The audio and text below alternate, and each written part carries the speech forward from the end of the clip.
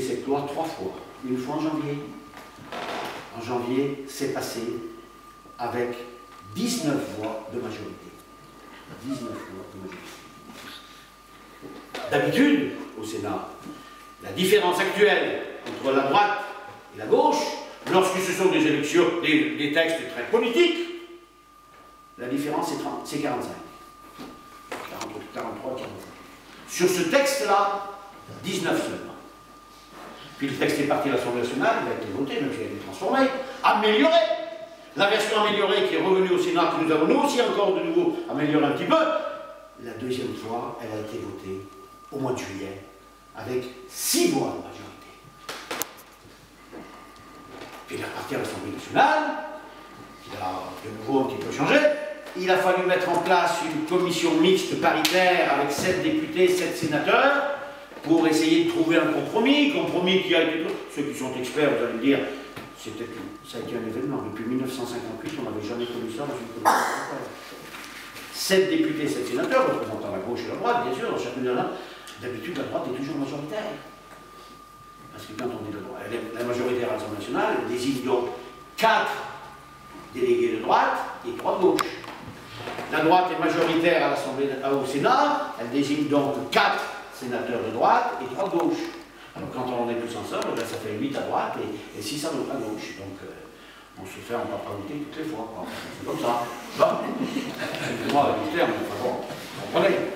Eh bien, ce jour-là, ce compromis qu'ils avaient essayé de trouver, il est voté, et le résultat du vote. Ça ne s'était jamais passé depuis 1958, depuis le début de la 5e République, pardon.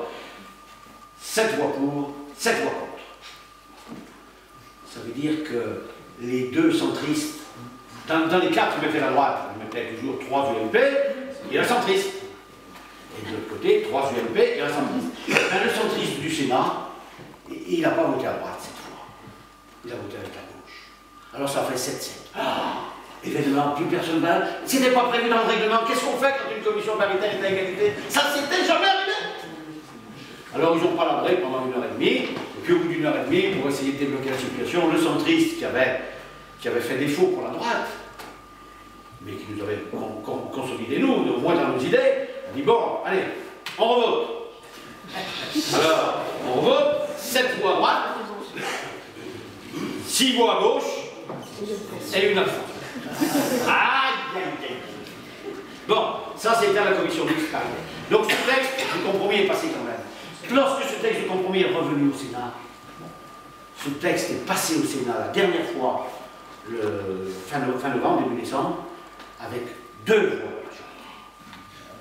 D'habitude 45, 19 à la première fois, 6 à la deuxième fois, 2. Oh, c'est dommage qu'il n'y ait pas le 4 tours. Bon, ben voilà. Tout ça pour vous dire que, y compris à droite, il y a des gens qui disent le président, à force de s'entêter sur son idée à lui, il peut avoir des idées, mais il a le devoir de les confronter à celles des autres, y compris à celles de sa propre majorité. Parce que je vous ai dit qu'il y en a actuellement 57 départements qui ont un président de conseil général de gauche. Ça veut dire qu'il y en a 48 de l'autre côté, à droite. Ces présidents de conseil généraux de droite, dans ce qu'ils veulent avoir, ben, ils ont essayé de voir le président de la République pour lui dire ça se passe pas tout à fait comme ça sur le terrain, il faudrait peut-être mettre un peu d'eau dans ton vin, quoi. Enfin, une expression comme ceci. Ils ont dit non, on ne peut pas dire, parce que nous, on n'est jamais invités. Ils nous reçoivent. Donc on ne peut pas y aller. Mais les gens de droite, forcément, ils les reçoivent. À un moment, ils les convoquent. Enfin, ils leur payent à manger, et alors on leur paye à manger, on leur dit maintenant vous avez bien mangé, c'est comme ça qu'il faut voter. Bon, mais ça, c'est un autre problème. Eh bien, ils sont allés voir, et ils les ont reçus, ils les ont écoutés. Le premier groupe, ils étaient 7 ou 8. Il leur dit oui, ben, je vais réfléchir, mais quand même. Bon. Un deuxième groupe de présidents est venu une semaine, 10 jours plus tard. Et il leur a dit ben, vous dites comme vos prédécesseurs la semaine dernière. Il dit oui, parce que là, mais cette fois j'ai réfléchi, c'est non. Et les autres qui ont voulu venir le voir après, il leur a dit non, si c'est pour me dire la même chose que les autres, c'est même pas la peine de le dire. Voilà la notion, la façon dont un président élu dans une république démocratique, voilà comme il transforme la démocratie. Voilà comment il se fout de l'opinion des Français.